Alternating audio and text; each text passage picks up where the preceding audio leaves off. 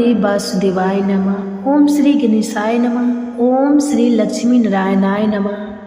आप सभी को पौष मास की पुत्रदा एकादशी की हार्दिक शुभकामनाएं। आज आप सुनेंगे पुत्रदा एकादशी व्रत के दिन सुने जाने वाले गर्भ कथा। पौष मास की शीतल रात्रियां जब पृथ्वी को मौन तपस्या में लीन कर देती है, तब शुक्ल पक्ष की एकादशी तिथि पर पुत्रदा एकादशी का पुण्य व्रत आता है। यह व्रत केवल पुत्र प्राप्ति का नहीं, अपितु संतान के संस्कार, धर्म, आयु और तेज की रक्षा का व्रत है। इसी व्रत से जुड़ी यह पावन गर्भ कथा है राजनगर की रानी सुशीला की। प्राचीन काल में राजनगर नामक एक समृद्ध राजा था। वहाँ धर्मात्मा राजा वीरसेन राज्य करते थे। उनकी रानी सुशीला रूप, गुण और तप से युक्त थी, परंतु वर्षों तक उन्हें संतान सुख प्राप्त नहीं हुआ। हर पर्व, हर व्रत, हर यज्ञ के बाद भी जब रानी की गोद सुनी रहती, तब उनका हृदय मौन होकर रो पड़ता। रानी कहती, हे नारायण, यदि मुझे पुत्र ना भी दो तो मेरे गर्भ को तो धर्म से भर दो। एक दिन हिमालय से आए महर्षि दुर्वासा कुलीन ने महल में प्रवेश किया।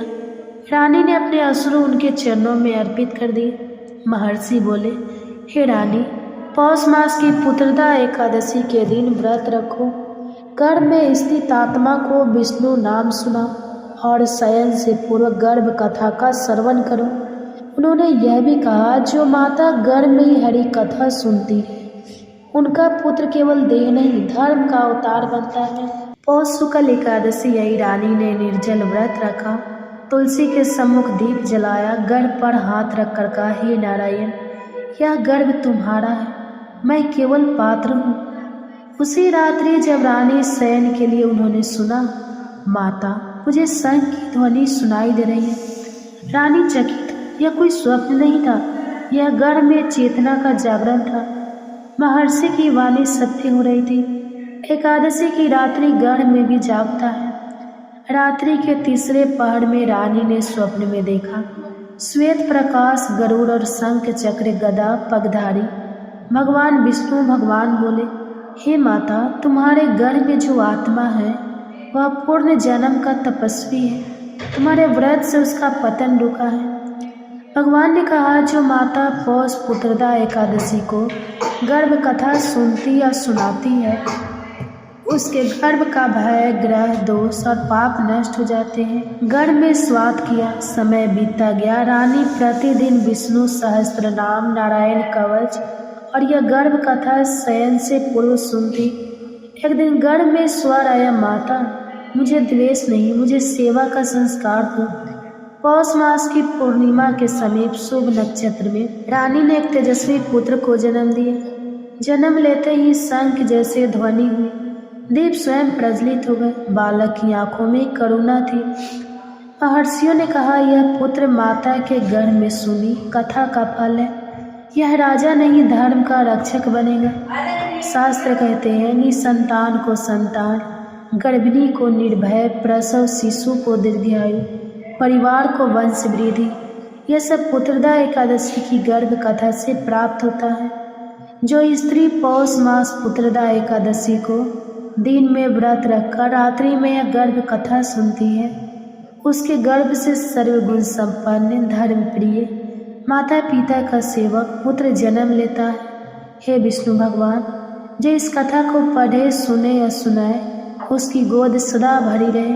ओम नमो नारायणाय नमः। ओम नमो भगवते वासुदेवाय नमः। आप सभी माताओं बहनों का मेरे YouTube चैनल में हार्दिक स्वागत है। आप सभी आज हमारे YouTube चैनल पे श्रवण कीजिए गर्भ कथा। कहा जाता है कि गर्भावस्था में अगर पूरी भागवत ना भी सुन पाए, तो कृष्ण के जन्म के समय की स्तुति और भागवत कथाएं सुनने से गर्भ में पल रहे शिशु पर कान्हा जी के जैसे ही गुण आते हैं। तो अगर वीडियो अच्छी लगेगी तो वीडियो को लाइक कीजिएगा और चैनल पे नए हैं तो चैनल को सब्सक्राइब करके बेल आइकन को ऑन कर लीजिएगा, ताकि ऐसे ही वीडियो के नोटिफिकेशन आप सभी गर्भवती माता के पास सबसे पहले पहुँचे। और हो सके तो ज़्यादा से ज़्यादा शेयर कीजिएगा, ताकि और भी माताएं बहनें के पास एक कथा पहुँच सके। तो आइए बड़ी ही प्रसन्न चित्त मन से इस कथा की रसपान करते हैं। यह कहानी केवल एक ईश्वरावतार की नहीं, बल्कि एक माता के गर्भ की यात्रा की है। वो गर्भ जिसमें संपूर्ण ब्रह्मांड समाया था। यह कथा है देवकी की, जिसने अपने हृदय में असुरक्षा, डर और आशा के बीच श्री कृष्ण को धारण किया। यह कथा है वासुदेव की, जिसने अपने हर स्वप्न में उस दिव्य संतान के चरण देखे और हर क्षण उसे सुरक्षित रखने की चिंता की। यह केवल एक पौराणिक कथा नहीं, यह मानवता के गर्भ में पलते भरोसे और आस्था की विजय गाथा है।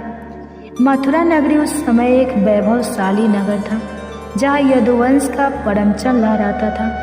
महाराजा उग्रसेन के पुत्र कंस की राजनीति और युद्ध कला में निपुणता से पूरा राज्य प्रभावित था। उनकी बहन देवकी अत्यंत रूपवती, धार्मिक और तेजस्विनी थी।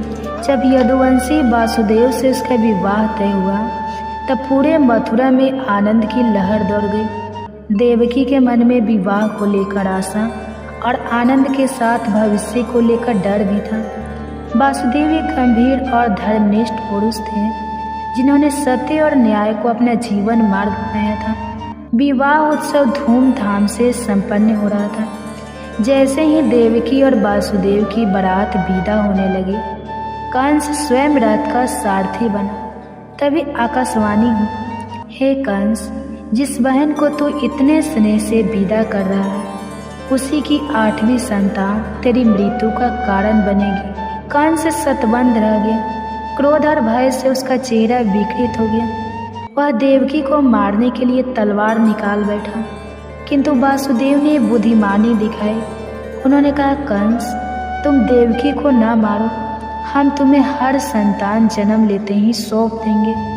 कंस ने स्वीकार किया, लेकिन एक अजीब सा अंधकार चारों ओर छा गई। यही अंधकार देवकी के गर्भ की यात्रा की पहली छाया थी। देवकी और वासुदेव को कंस ने मथुरा के महल से अलग कारागार में बंद कर दिया। यह जेल कोई सामान्य कारावास नहीं था। यह कंस की दहशत, डर और असुरक्षा का प्रतीक बन चुका था। जब देवकी को पहली बार गर्भवती होने का अनुभव हुआ, तो उसके मन में संतान के आने की खुशी कम, डर अधिक था। 9 महीने तक वह अपने गर्भ में सजीवता का एहसास करती रही, लेकिन हर बार उसके दिल में एक ही बात कोसती कि यह बच्चा जन्म लेते ही मारा जाएगा। और यही हुआ। उसका पहला पुत्र जन्मते ही कंस द्वारा मार डाला गया। देवकी के चीखों से जेल की दीवारें कांप उठी।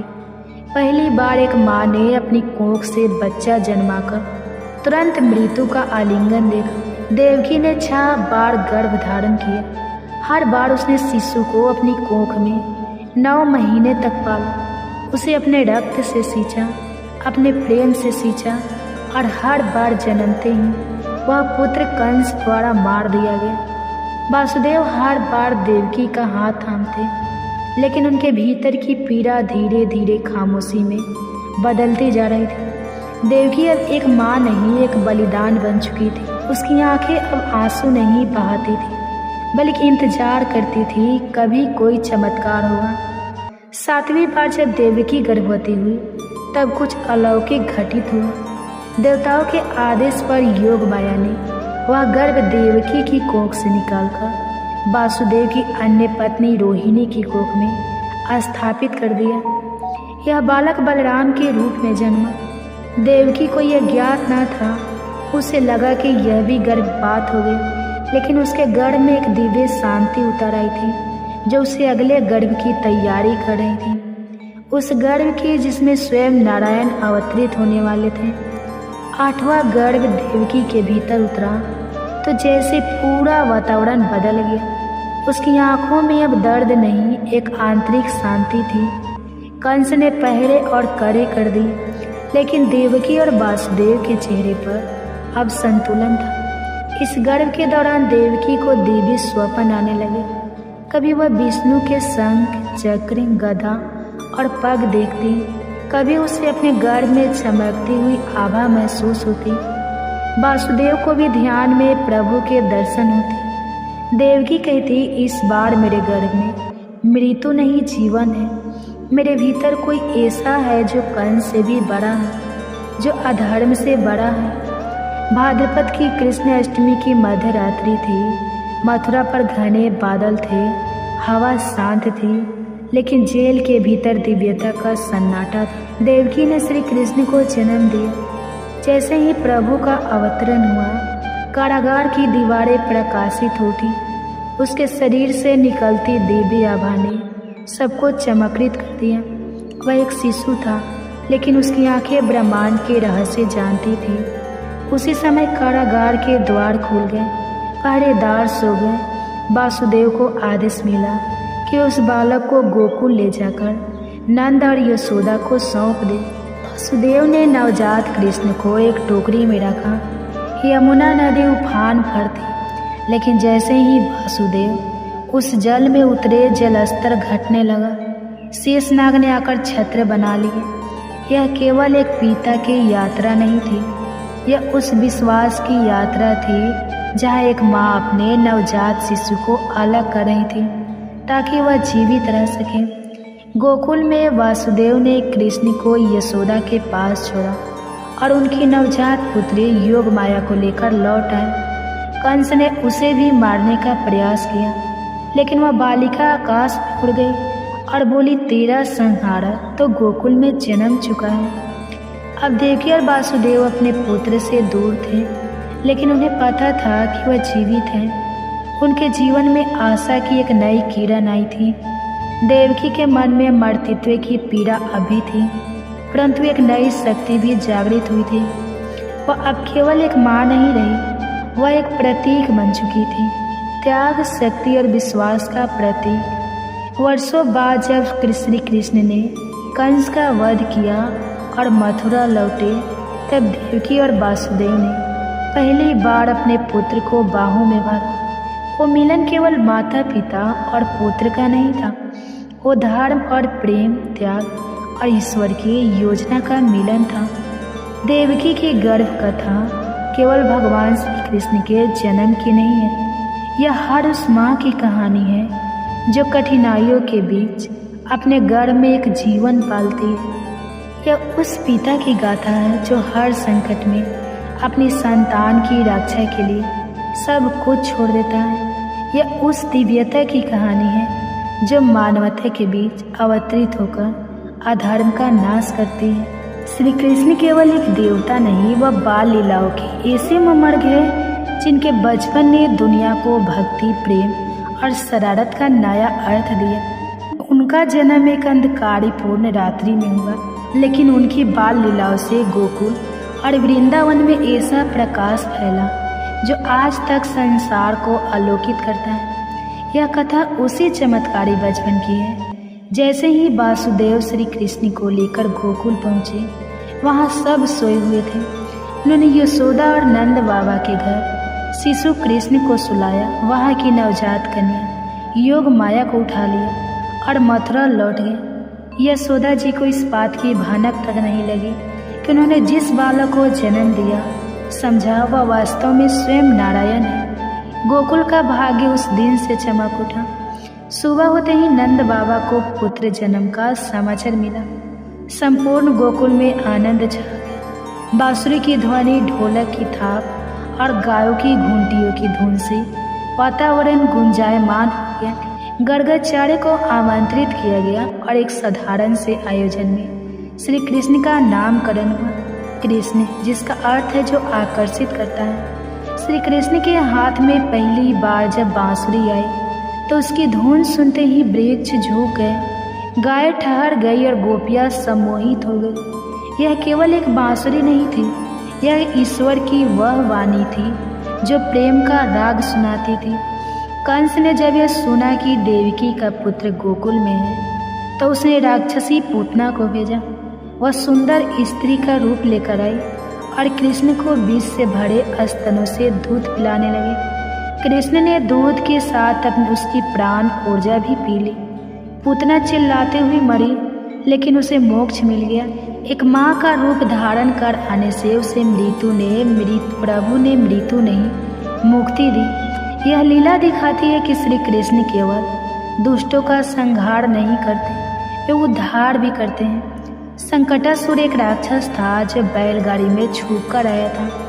बालक कृष्ण ने उसे पांव मारकर ध्वस्त कर दिया। एक ओर यशोदा को लगा कि यह चमत्कार है, दूसरी ओर ब्रह्मांड समझने लगा कि यह कोई साधारण बालक नहीं। फिर तृणावर्त आया, आंधी बनकर श्री कृष्ण को उड़ा ले गया, लेकिन कृष्ण ने उसकी गर्दन पकड़कर उसे धरती पर गिरा दिया। बचपन में ही कृष्ण ने इतने चमत्कार किए कि यशोदा जी भी भ्रम में पड़ गई। क्या सचमुच उनका पुत्र है? श्री कृष्ण को माखन बहुत प्रिय था। वे गोपियों के घर चोरी से घुस जाते, हांडी फोड़ते और बाल सखाओं के साथ मिलकर माखन खाते। ग्वाल बाल उनके साथ मटकी फोड़ते, कभी कंधों पर चढ़कर माखन लूटते। गोपियाँ यशोदा मैया से शिकायतें करती, तुम्हारा लाल हमारी मटकी फोड़ गया, माखन चुरा गया। यशोदा कभी क्रोधित होती तो कभी हंस पड़ती। यह चोरी नहीं थी, यह वो प्रेम था जो संसार को हंसना सिखाता था। एक दिन यशोदा मैया ने देखा कि कृष्ण माखन खा रहे हैं। वह दौड़ी, पकड़ा और उन्हें ऊखल से बांध दिया, परंतु रस्सी हर बार 2 अंगुल छोटी पड़ती। यह लीला दर्शाती है कि प्रभु के बांधने के लिए केवल रस्सी नहीं, प्रेम की आवश्यकता होती है। अतः जब यशोदा का मन दया से भर गया तो कृष्ण बंध गए। यही लीला दामोदर लीला कहलाई, जहाँ प्रभु प्रेम से बंधते हैं। एक बार यशोदा जी ने कृष्ण को मिट्टी खाते देखा। जब उन्होंने बालक के मुंह खोलने को कहा तो कृष्ण ने अपना मुंह खोला। यशोदा ने देखा संपूर्ण ब्रह्मांड, सप्त समुद्र, तारे, ग्रह, स्वयं। यशोदा भी उस मुंह के भीतर वह सिहर उठे। उन्हें समझ आया कि यह कोई साधारण पुत्र नहीं, स्वयं सृष्टिकर्ता है। इंद्र का पूजा ना करके जब कृष्ण ने गोवर्धन पर्वत की पूजा करवाई तो इंद्र को क्रोध आया। उसने मूसलाधार वर्षा भेजी। कृष्ण ने गोवर्धन पर्वत को अपनी छोटी अंगुली पर उठा लिया और गोकुलवासियों को उसके नीचे आश्रय दिया। 7 दिन तक बिना थके वह पर्वत उठाए रहे। इंद्र को अपनी भूल का एहसास हुआ और उन्होंने आकर क्षमा मांगी। यह लीला दिखाती है कि भगवान केवल देवताओं के पूजक नहीं, प्रकृति और जन साधारण के रक्षक भी हैं। यमुना नदी में एक विषैला नाग कालिया रहा करता था। उसकी विषैली सांसों से नदी की मछलियां मर रही थी। जल अशुद्ध हो गया था। कृष्ण ने जल में कूदकर उससे युद्ध किया और फिर उसके फनों पर नृत्य किया। कालिया ने हार मानकर क्षमा मांगी। प्रभु ने उसे आदेश दिया कि वह रामेश्वर जाए और भविष्य में किसी को पीड़ा न दे। यमुना फिर से निर्मल हो गई। कृष्ण धीरे धीरे बड़े हो रहे थे। उनकी बाल लीला अब केवल शरारत नहीं, समाज में संदेश देने वाली घटनाएं बन गई। उन्होंने पशुओं की सेवा, गायों के साथ समय बिताना, ग्वाल बालों के साथ मैत्री और गोपियों के साथ आत्मिक प्रेम से गोकुल को एक दिव्य भूमि बना दिया। गोपियाँ श्री कृष्ण को केवल प्रिय नहीं, प्राण मानती थी। वे उनके दर्शन के लिए तड़पती। श्री कृष्ण ने उनके साथ रास किया, जो केवल नृत्य नहीं था, वह आत्मा और परमात्मा का मिलन था। गोपियों को कृष्ण ने कभी त्यागा नहीं, उन्होंने सबके हृदय में स्थान लिया। कृष्ण को मथुरा बुलवाया गया। यशोदा और नंद बाबा का हृदय टूटा, पर श्री कृष्ण का बाल्यकाल अब समाप्त होने को था। वे मथुरा गए, वहाँ कंस का वध किया और अपने माता पिता देवकी और वासुदेव से मिले। श्री कृष्ण का बचपन केवल घटनाओं की श्रृंखला नहीं, वह जीवन दर्शन है। उन्होंने हमें सिखाया प्रेम मक्खन चुराकर भी किया जा सकता है। यहाँ छोटे से अंगुली पर पर्वत उठाकर स्थापित किया जा सकता है। भक्ति केवल व्रत से नहीं, गोपिया जैसे संपन्न से होती है। श्री कृष्ण की बाल लीला आज भी संसार को मोहती है, क्योंकि वे ईश्वर के बाल रूप की मुस्कान में सत्य छिपाए हुए हैं। एक समय की बात है, अर्जुन ने भगवान श्री कृष्ण से पूछा कि भगवान, क्या कारण है कि किसी जीव को माँ के गर्भ में आना पड़ता है तथा भांति भांति के कष्ट भोगने पड़ते हैं? ऐसा जीव किन कारणों और किन दोषों के कारण होता है? प्राणी अपने जन्म से पूर्व तो कष्ट पाता ही है।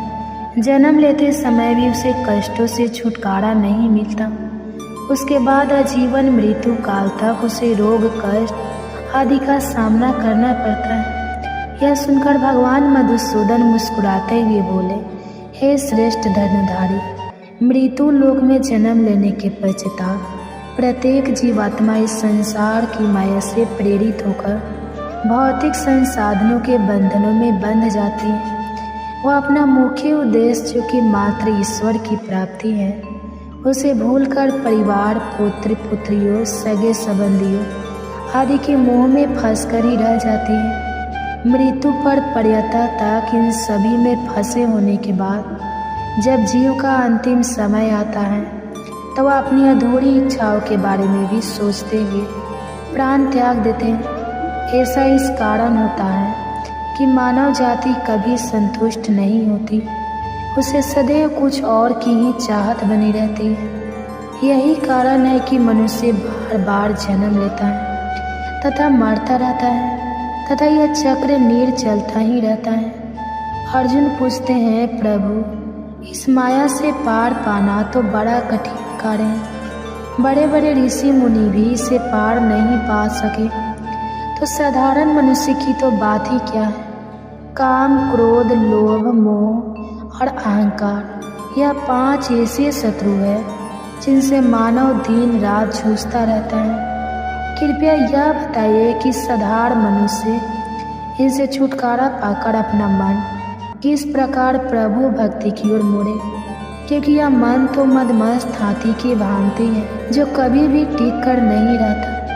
इसकी गति वायु के वेग से भी अधिक तीव्र है। इस मन रूपी मस्त हाथी को किस प्रकार नियंत्रित किया जा सकता है?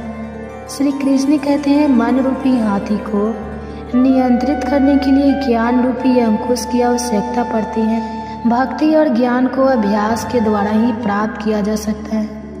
अहंकार करने से मानव का जीवन नरक के समान बन जाता है। उसका मन सदैव व्याकुल ही रहता है तथा कभी भी शांत नहीं होता।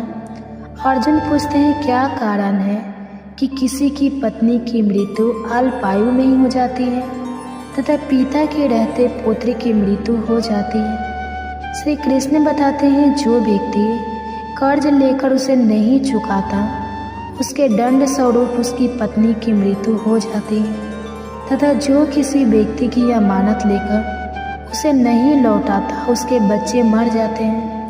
यह भयंकर पाप है। तब अर्जुन पूछते हैं, मनुष्य किस कारण से यह जीवन रोगी रहता है तथा किस प्रकार पशु योनि को प्राप्त करता है? भगवान कहते हैं, पार्थ, जो मनुष्य कन्याओं तथा महिलाओं को बेचने का व्यापार करता है वह भयंकर रोगों से पीड़ित रहता है तथा जो अभेय पदार्थों का सेवन करता है, मदिरा पान कर दूसरे को प्रताड़ित करता है, वह गधे का जन्म प्राप्त करता है।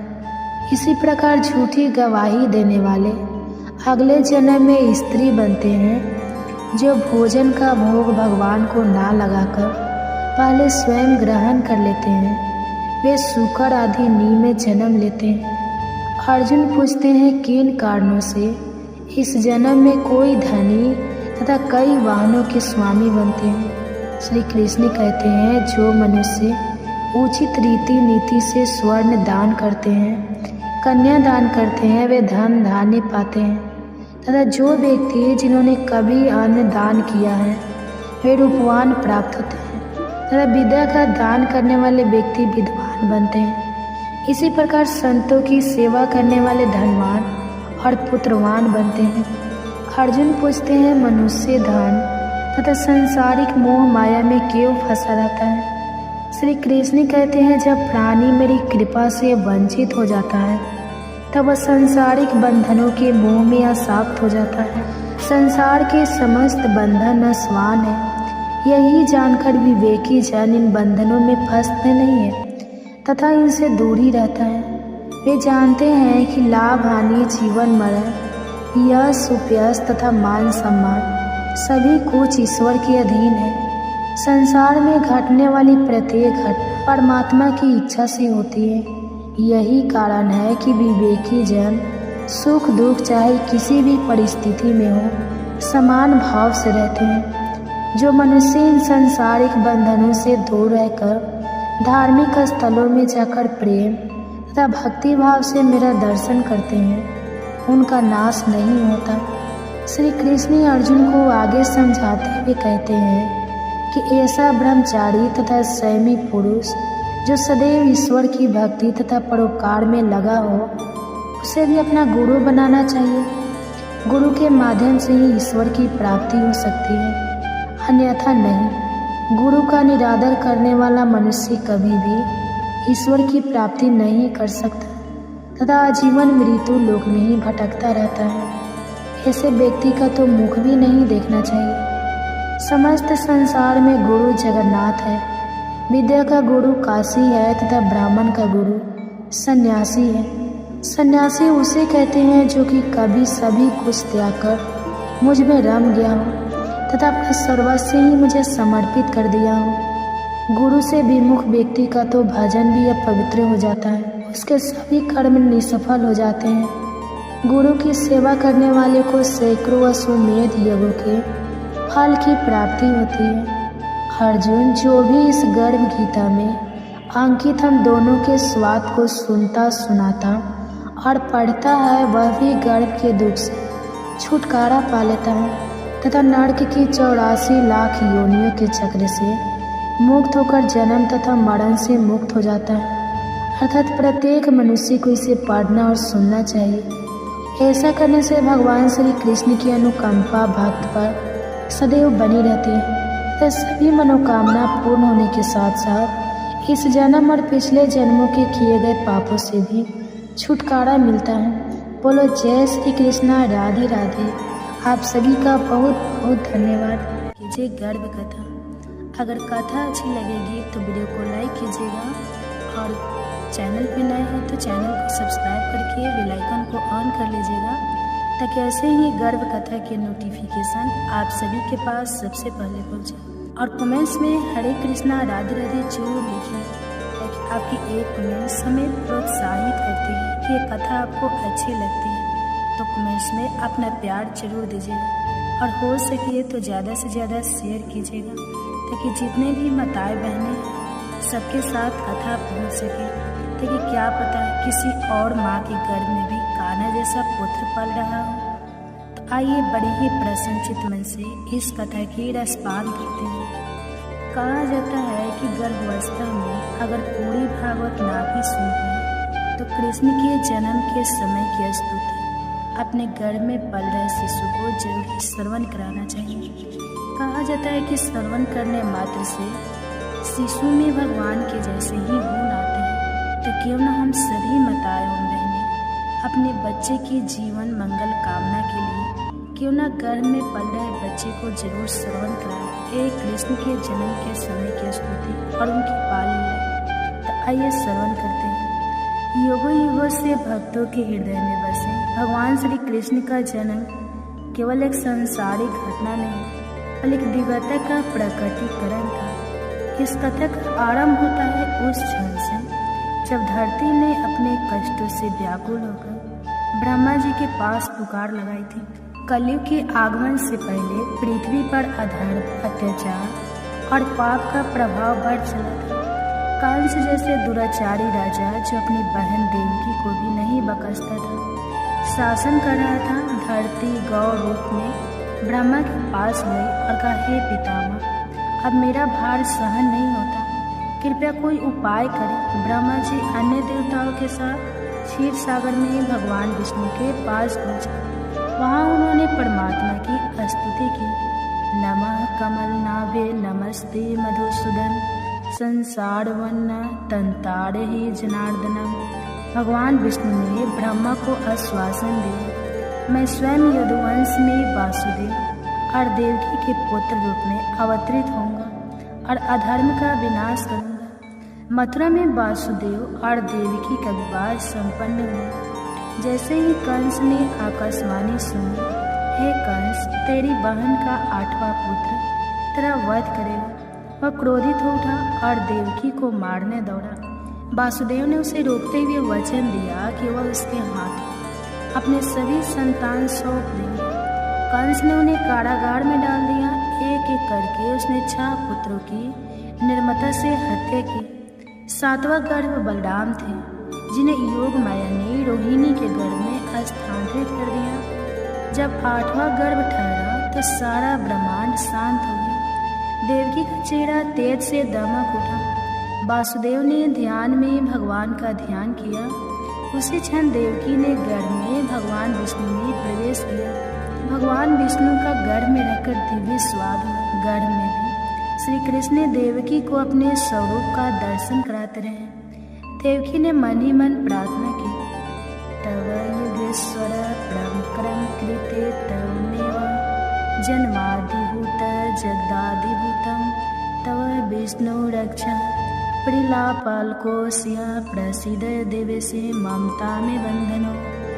भगवान ने गर्भ से ही कहा, माँ तू पूर्व जन्म में भी मेरी माता थी, इस जन्म में भी मैं तेरी कोख से जन्म लेकर भक्तों का उद्धार करूँगा। अष्टमी की अर्धरात्रि को जब सब सो रहे थे, कारागार में दिव्य प्रकाश फैला। एक अद्भुत बालक प्रकट हुआ। शंख चक्र गदा पगधारी श्रीहरि स्वयं। देवकी वासुदेव ने स्तुति की, नमो देवाय अंतिताय कलाय च युगाय च प्रसिद्धि मम्मी नाथि तव त्राहि मां भय श्रितम। भगवान ने कहा, माता पिता अब मुझे गोप रूप में गोकुल ले चलो, मैं वहाँ अपनी लीलाएं करूँगा। वासुदेव ने जेल के द्वार खोले पर यमुना जी का जल मार्ग बन गए। उन्होंने बालक को लेकर गोकुल में यशोदा के पास पहुंचा और यशोदा के पुत्र को लेकर लौट आए। जेल में सब कुछ पहले जैसा हो गया।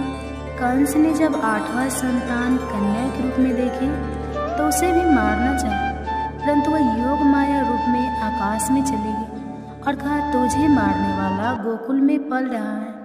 उधर नंद बाबा ने बालक के जन्म पर बड़ा उत्सव मनाया, जिसे नंदोत्सव कहते हैं। गोकुल में श्री कृष्ण ने अनेक लीलाएं की, जिनसे न केवल असुरों का नाश हुआ, बल्कि प्रेम भक्ति और आनंद की वर्षा हुई। कंस ने बालक को मारने के लिए पूतना राक्षसी को भेजा। वह सुंदर स्त्री का रूप लेकर श्री कृष्ण को स्तनपान कराने आई, परंतु श्री कृष्ण ने उसके प्राण ही चूस लिए। पूतना मुक्त हो गई। गोकुल में सब चकित रह गए। 6 महीने के बालक कृष्ण को जब पांव से झूले में लटकाया गया, तभी संकटासुर रथ के रूप में आया। कृष्ण ने अपने पांव की ठोकर से उसे चूर कर दिया। कंस ने एक और दैत्य त्रिनावृत को भेजा, जो आंधी बनकर कृष्ण को उठाकर ले गया, पर श्री कृष्ण ने उसे ही आकाश में घुमाकर पृथ्वी पर पटक दिया। जैसे जैसे श्री कृष्ण बड़े हुए, उन्होंने ग्वाल बालों संग माखन चोरी की। गोपियाँ उनसे रुष्ट होती, परंतु मन ही मन उनका माधुर्य देखकर मोहित हो जाती। कन्हैया की माखन चोरी सबके मन को भाई। उसकी बाल लीलाएं प्रेम से बरसाएं। एक बार यमुना में कालिया नाग ने विष फैला दिया था। श्री कृष्ण वहां कूदे और अपने चरणों से उस पर नृत्य कर उसे पराजित किया। गोकुलवासी ने श्री कृष्ण का जयकार किया। इंद्रदेव के घमंड को चूर करने के लिए कृष्ण ने गोवर्धन पर्वत को अपनी छोटी अंगुली पर उठा लिया और 7 दिन तक सभी गोकुलवासियों को वर्षा से बचाया। गोवर्धन गिरिधारी गोकुल के रखे वाले 7 दिन तक अडिग रहे, प्रभु की महिमा न्यारी। श्री कृष्ण का जन्म केवल एक बालक का जन्म नहीं था, वह धर्म की पुनः स्थापना का संकल्प था। उनका प्रत्येक कृत्य पूतना वध से लेकर गोवर्धन धारा तक जीवन में धर्म, भक्ति और प्रेम की स्थापना का प्रतीक है। देवकी वासुदेव की पीड़ा, यशोदा का वात्सल्य, ग्वाल बालों की मित्रता, गोपियों का प्रेम, सब मिलकर इस गर्भ कथा को एक दिव्य रूप देते हैं। कृष्ण की गर्भस्थली से लेकर उनकी बाल लीलाओं तक की यह कथा आज भी श्रद्धा से सुनी जाती है। यह केवल भूतकाल नहीं, वर्तमान का भी मार्गदर्शन है। जीवन में जब अंधकार हो तो कृष्ण जन्म की वह रात्रि याद करें, जब दिव्यता ने अंधकार में जन्म लेकर सारा संसार आलोकित कर दिया। जब जब धर्म की हानि और अधर्म का उत्थान होता है, तब तो भगवान इस धरती पर अवतरित होते हैं। द्वापर युग में जब अधर्म अपनी चरम सीमा पर पहुंचा, तब श्रीहरि ने 2 रूपों में जन्म लिया। एक माता देवकी की कोख से और दूसरा माता रोहिणी की गोद से। ये दोनों थे कृष्ण और बलराम। यह कथा केवल जन्म की नहीं बल्कि उस दिव्य लीला की है जिसमें वात्सल्य, वीरता और प्रेम का अद्भुत समन्वय है। जब देवकी के 7वें गर्भ में भगवान शेषनाग ने अवतार लिया तब योग माया के आदेश पर वह गर्भ रोहिणी के उदर में स्थानांतरित कर दिया गया। यह कोई सामान्य घटना नहीं थी, यह आध्यात्मिक गति क्रिया थी जिसे केवल योग शक्ति ही कर सकती है। रोहिणी जो वासुदेव की दूसरी पत्नी थी, गोकुल में नंद बाबा के घर निवास कर रही थी। वहाँ वे एक तपस्विनी की भांति साधना में लीन थी।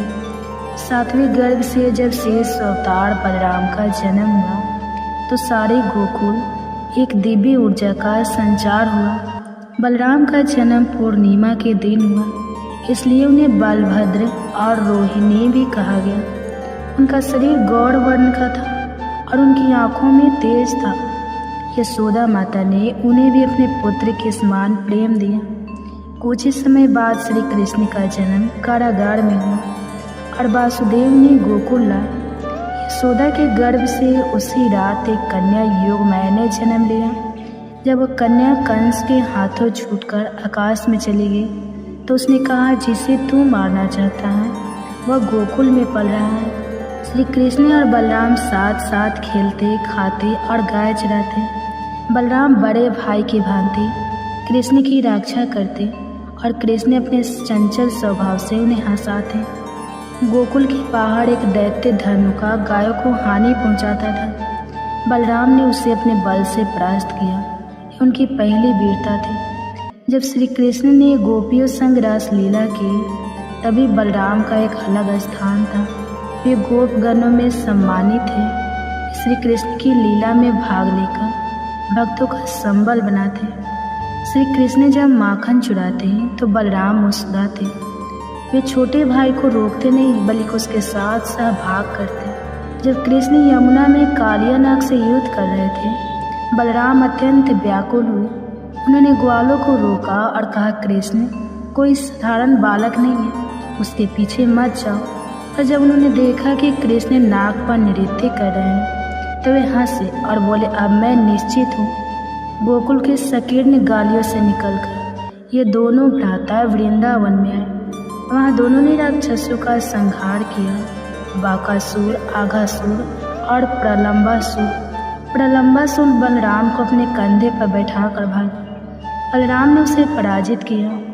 जब कृष्ण ने गोवर्धन उठाया तब बलराम ने पूरे ग्राम में सभी को सुरक्षित स्थानों पर पहुंचाया। वे शिव जन्मकर्ता की भूमिका में थे। एक दिन अक्रूर जी दोनों भाइयों को लेकर मथुरा ले गए। रास्ते में यमुना तट पर रथ रुका और अक्रूर ने दोनों को प्रणाम किया। कृष्ण ने कंस का वध किया और बलराम ने चाणूर नामक पहलवान को पराजित किया। इस गर्भ कथा में जहाँ श्री कृष्ण दिव्यता और प्रेम के प्रतीक है, वही बलराम संबत और शौर्य के प्रतीक है। एक वात्सल्य की मूर्ति है तो दूसरा वीरता की। दोनों मिलकर हमें यह सिखाते हैं कि ईश्वर की शक्ति केवल चमत्कारों में नहीं बल्कि भाईचारे, कर्तव्य और सेवा में भी है। श्री कृष्ण और बलराम की लीला आज भी हृदय में जीवंत है। उनका प्रेम, उनकी बाल लीलाएं, उनकी वीरता सब मिलकर जीवन को दिशा देते हैं। जय बलराम, जय कृष्ण। भक्ति ही है सच्चा जीवन। गर्भ कथा। अगर ये कथाएं आपको अच्छी लगेगी तो वीडियो को लाइक कीजिए और कमेंट बॉक्स में हरे कृष्णा जरूर लिखिए। और हमारे चैनल पे नए हैं और हमारी आवाज़ आज पहली बार सुन रहे हैं तो हमारे चैनल को सब्सक्राइब करके बेल आइकन को ऑन कीजिए ताकि ऐसे ही वीडियो की नोटिफिकेशन सबसे पहले आपके पास पहुँचे। तो चलिए आइए श्रवण करते हैं गर्भ कथा, जिसे प्रेगनेंसी में हर गर्भवती माता को जरूर श्रवण करना चाहिए। कहते हैं कि व्यक्ति योगिया के साथ योगी और भोगियों के साथ भोगी बन जाता है। व्यक्ति को जीवन के अंतिम राहों में उसे कौन सी गति मिलेगी यह भी उसकी संगति पर ही निर्भर करता है। संगति का जीवन में बहुत गहरा प्रभाव पड़ता है। संगति से मनुष्य जहाँ महान बनता है वहीं बुरी संगति से उसका पार्टनर भी हो जाता है। और आज संतान को ऐसे ही एक प्रेरक प्रसंग के बारे में सुनाए जो उसे बताएगी कि जीवन में अच्छा साथ होने का कितना ज़्यादा फायदा होता है। आइए कथा को प्रारंभ करें। सभी माताएं शांत भाव से बैठ जाए, अपने दोनों हाथ अपने गर्भ पर रख ले, कोमलता से अपनी आंखें बंद कर ले और अपनी संतान से कहे, आओ मेरे बच्चे, मैं तुम्हें एक कथा सुनाती हूँ। एक बार की बात है, राजकुमार को तोता पालने का मन किया। राजा को बताया गया। तब राजा ने अपने मंत्रियों से कहा, मंत्रीवर, राजकुमार को एक तोता पालने का मन है, जाकर आज शाम तक ही कहानी से तोता लेकर आओ। तोता एकदम से तो कहानी मिलता नहीं था, इसलिए मंत्री एक संत के पास गए और कहा, भगवान, राजा साहब एक तोता लेने की जिद कर रहे हैं, आप अपना तोता दे दो तो बड़ी कृपा होगी। संत ने कहा, ठीक है, ले जाओ। राजा ने सोने के पिंजरे में बड़े स्नेह से तोता की सुख सुविधा का प्रबंध किया। तो तब ब्रह्मा मुहूर्त में बोलने लगा तोता, जय श्री राम, ओम तत्सव, ओम तत्सव। उठो राजा, उठो महारानी, दुर्लभ मानव तन मिला है, यह सोने के लिए नहीं है, भजन करने को मिला है। राजा परिवार बड़े सवेरे उठकर उसकी बातें सुना करता था। राजा कहते थे कि तोता क्या मिला, हमें तो एकांत ही मिल गया। पर हर जीव की एक निश्चित आयु होती है। एक दिन वह तोता मर गया। राजा, रानी, राज परिवार और पूरे राज्य में हफ्तों तक शोक मनाया गया, झंडा झुका दिया गया। किसी प्रकार राज परिवार ने शोक का वर्णन किया और राजकाज पे पुनः गए। राजा साहब ने कहा, मंत्रीवर, खाली पिंजरा सूना लगता है, एक और तोता की व्यवस्था की जाए। मंत्री ने इधर उधर देखा, एक कसाई के यहाँ वैसा ही बहुत तोता पिंजरे में टंगा देखा। मंत्री ने कहा कि राजा साहब चाहते हैं कि यह तोता उन्हें मिले। तब कसाई ने बोला कि ठीक है। कसाई वाला तोता राजा के पिंजरे में पहुँच गया। राज परिवार बहुत प्रसन्न था। सबको लगा कि वही तोता जीवित होकर चला आया है। दोनों की नासिक, पंख, आकर, चितवन सब एक जैसे थे। लेकिन बड़े सवेरे तू तो इस प्रकार राजा को बुलाने लगा जैसे वह कसाई अपने नौकरों को उठाता था। उठ हरामी के बच्चे, पढ़ा हुआ है साला, एक दो चप्पल की लगाऊंगी तभी समझ आएगी। चल उठ जा यहाँ से, मेरे लिए अंडे ला और फिर मुर्गियों को काट। कमीने यही बात को बार बार दोहराने लगा। राजा को इतना क्रोध आया कि उसने तोता को पिंजरे से निकाला और गर्दन मरोड़ के केले के बाहर फेंक दिया। मेरे बच्चे वे दोनों तोता सेज भाई थे, पर एक ही गर्दन मरोड़ दी गई तो दूसरे के लिए झंडा झुका दिए गए। भंडारा किया गया, शोक मनाया गया। आखिर भूल हुई तो कहाँ हुई? अंतर था दोनों की संगति का। मेरे बच्चे, हम सभी को यह मानव तन समाज रूप से मिला है। बच्चे, हम सभी को यह तनाव मानव जाति सब समाज रूप से मिला है। पर कोई उसे जीवन में ऐसे काम कर जाते हैं कि उन्हें सदियों तक सब याद रखते हैं। तो कहानी कुछ लोग ऐसे भी होते हैं जिसे उनके माता पिता परिवारजन की तंग आ जाते हैं। तो इसलिए कहा जाता है कि हम सदैव अच्छे लोगों का, अच्छी किताबें का संग करना चाहिए। वही हमारे जीवन की गाड़ी को सही रास्ते पे ले जाते हैं और अंत समय हमारी गति को कम करते हैं।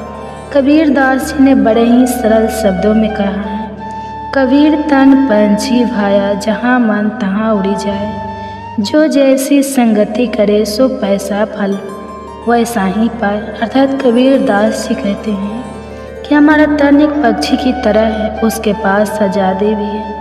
वह चाहे जिस दशा में उड़ सकता है, पर उसे यह समझना चाहिए कि वह जहाँ जाएगा, उनकी संगति करेगा, उसे अपने जीवन में वैसे ही परिणाम मिलेंगे। इसलिए हमें ध्यानपूर्वक एक एक काम बढ़ाना चाहिए। अपनी संगति पर सदैव पैनी नज़र रखनी चाहिए। मेरे बच्चे, चलो अब आज के लिए इतना ही। अब तुम कृष्ण की वाणी सुनो। श्री कृष्ण कहते हैं, किसी भी व्यक्ति के अपने जीवन में सफल ना होने के सबसे मुख्य कारण होते हैं खुद पर भरोसा ना होना। जीवन में वही व्यक्ति सफल होता है जिसे खुद पर भरोसा हो। जिस व्यक्ति को खुद पर भरोसा नहीं है वह कभी भी सफल नहीं हो सकता। एक बार दानवीर कर्ण ने भगवान श्री कृष्ण से अपनी व्यथा सुनाई और कहा कि हे प्रभु, जब मैं पैदा हुआ तब मेरी माँ ने मुझे त्याग दिया, इसमें मेरा क्या अपराध था।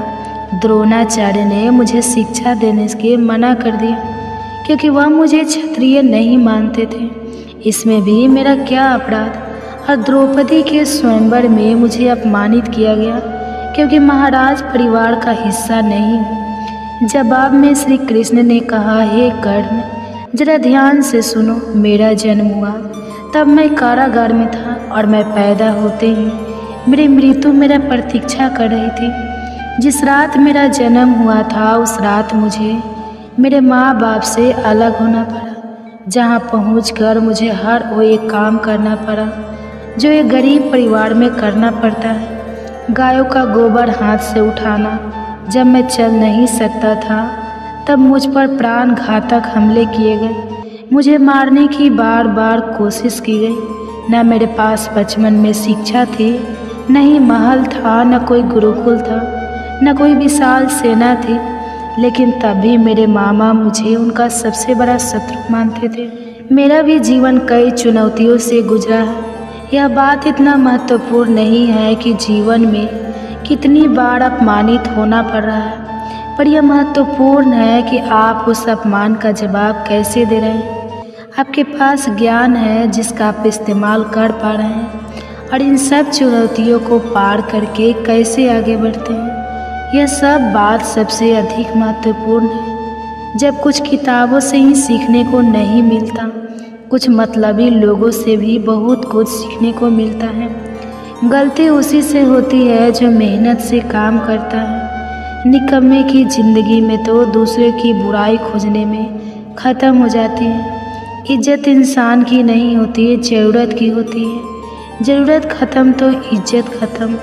बोलना सीखिए वरना ज़िंदगी भर सुनना पड़ेगा। उड़ने में बुराई नहीं है, आप भी उतना ही उड़े जहाँ से ज़मीन साफ दिखाई देती है। सिर्फ वो लोग आपकी परवाह करते हैं जो आपको तब भी सुन सकते हैं जब आप चुप होते हैं। चिंता उतनी करिए जितने में काम हो जाए, उतना नहीं कि ज़िंदगी तमाम हो जाए। आप अपने शब्दों को चाहे जितनी भी समझदारी से बोलिए, लेकिन सुनने वाला अपनी योग्यता और अपने मन के विचारों के अनुसार उसका मतलब निकालता है। यकीन करो, जो तुम्हें भूल चुका है वो भी याद करेगा, बस उसके मतलब के दिन आने दो। कहानी ज़िंदगी की यही है कि इसमें मनचाहा किरदार नहीं मिलता। ज़िंदगी तो अपने दम पर ही जाती है, दूसरे को कंधे पर तो सिर्फ जनाजे उठाए जाते हैं। आपकी मुस्कान आपके चेहरे पर भगवान के हस्ताक्षर हैं। उसे अपने आंसुओं से धुन ले या क्रोध से मिटने ना दे। कोई भी व्यक्ति हमारा मित्र या शत्रु बनकर संसार में नहीं आता। हमारा व्यवहार और शब्द ही लोगों को मित्र और शत्रु बनाता है। जो व्यक्ति हर वक्त दुख का रोना रोता है, उसके द्वार पर खड़ा सुख बाहर से ही लौट जाता है। जिसके पास उम्मीद और आस है वह जिंदगी के हर इम्तिहान में पास है। हर कोई अपना नहीं होता और यही सच है। कितने अजीब है यह जवानी के लोग खिलौना छोड़कर जज्बातों से खेलते हैं। महान दिमाग विचारों की चर्चा करता है, औसत दिमाग घटनाओं की चर्चा करता है और छोटा दिमाग लोगों की चर्चा करता है। अहंकार ना पालिए, वक्त के समंदर में कई सिकंदर डूब गए। इन 5 जगहों पर हमेशा चुप रहिए। पहला, जहां आपके शब्दों की कोई कीमत नहीं। दूसरा, जहां बोलने के बाद आपको पछताना ना करना पड़े। तीसरा, अगर आपके बोलने से किसी का दिल दुखता है। चौथा, अगर आप गुस्से में हो, क्योंकि गुस्से में इंसान बिना सोचे समझे कुछ भी बोल देता है। और पांचवा, जहां आपकी समझदारी से कोई सुनने वाला ना हो। किसी का कष्ट देखकर अगर तुम्हें भी कष्ट होता है तो समझ लेना तुम्हारी आत्मा में परमात्मा विराजमान है। सिर्फ सुकून ढूंढिए, ज़रूरतें कभी पूरी नहीं होती। ज़िंदगी में सारा झगड़ा ख्वाहिशों का है। ना तो किसी को गम चाहिए और ना ही किसी को कम चाहिए। जिसके इरादे हमेशा साफ होते हैं, कई बार लोग उसके ही खिलाफ होते हैं। जो तुमसे तंग आ जाए उसे छोड़ दो, क्योंकि बोझ बन जाने से याद बनना बेहतर है। झूठ की खरीदारी ज़्यादा दिन तक नहीं टिकती, सच एक ही सही अंत तक साथ देता है। किसी इंसान के आज को देखकर उसके भविष्य का मजाक मत उड़ाओ, क्योंकि समय में इतनी शक्ति है कि वह कोयलों को भी धीरे धीरे हीरे में बदल देता है। समय जब फैसला करता है तो गवाही की ज़रूरत नहीं होती। इंसान का काम तमाम करने वाला शब्द है, कल करूँगा। ना तो अधिक बोलना अच्छा है, ना ही ज़रूरत से ज़्यादा चुप रहना। जैसे बहुत अधिक वर्षा होना भी अच्छा नहीं है, वैसे बहुत अधिक धूप भी अच्छी नहीं होती। विचार कीजिए, जब हमारा जन्म हमारी मर्जी से नहीं होता तो मरण भी हमारी मर्जी से नहीं होता। तो इस जन्म मरण के बीच में होने वाली सारी व्यवस्था हमारी मर्जी से कैसे हो सकती है। ज़िंदगी में हर मौके का फ़ायदा उठाओ, और किसी के मजबूरी का नहीं। अगर ज़िंदगी मौका देती है तो धोखा भी देती है। आज के ज़माने में सुखी होना तो स्वार्थी बनना पड़ेगा। यह हम नहीं, इस युग की सत्य हकीकत है। जो हमारे जज्बातों की कदर नहीं कर सकते, उनके पीछे पागल होना प्यार नहीं, बेवकूफ़ी है। हवाएं अगर मौसम का रुख बदल सकती है तो दुआएं भी मुसीबत का पल ज़रूर बदल सकती है। जो दिल में है उसे कहने की हिम्मत रखो, जो दूसरे के दिल में है उसे समझने की समझ रखो। रिश्ते कभी नहीं टूटेंगे। अपनी लगन, धैर्य, हिम्मत और सकारात्मक विचारों के सहारे इंसान अनेक विकट परिस्थितियों में भी सफलतापूर्वक बाहर आ सकता है। यह एक निश्चित बात है कि आप काम ख़त्म नहीं कर सकते अगर आप काम शुरू नहीं करेंगे। किसी भी काम का सबसे कठिन हिस्सा काम को शुरू करना है। कभी हार मत मानो। आज कठिन है, कल बेहतर होगा, लेकिन कल के दिन के बाद सुनहरा होगा। अगर इंसान में कुछ करने की इच्छा हो तो दुनिया में कुछ असंभव नहीं है। जहाँ दूसरों को समझना मुश्किल हो जाए, वहाँ खुद को समझ लेना ही बेहतर है। बदन है मिट्टी का, सांसें सारी उधार है। घमंड भी है तो किस बात का, यहाँ तो हम सब किराएदार हैं। परेशानियाँ ज़िंदगी का हिस्सा है। जिसने अपनी परेशानियों पर कदम रखा है वह जीत गया है, और जिसने अपनी परेशानियों को सर पर सवार कर लिया वह लूट गया। जीवन में कई बार हम बड़ी बड़ी परेशानियों से यूं ही निकल जाते हैं, मानो कोई है जो हमारा साथ दे रहा है, और उसी अदृश्य शक्ति को हम परमात्मा कहते हैं। इसलिए याद रखना, जब दुनिया साथ छोड़ दे तो ईश्वर आपका हाथ थाम लेता है। क्रोध के सामने थोड़ा रुकना सीखो, और गलती के सामने थोड़ा झुकना सीखो। जो आपके हाथ में नहीं है, यदि उसका मुंह करोगे तो जीवन नर्क बन जाएगा। जीवन में इतना सबक तो मिल गया। फिक्र में रहोगे तो खुद चलोगे, बेफिक्र रहोगे तो दुनिया जलेगी। तन्हाई का एक अलग ही मज़ा है, इसमें डर नहीं होता। किसी के छोड़ जाने तुमने खुद को कमज़ोर मन रखा, वरना जो तुम कर सकते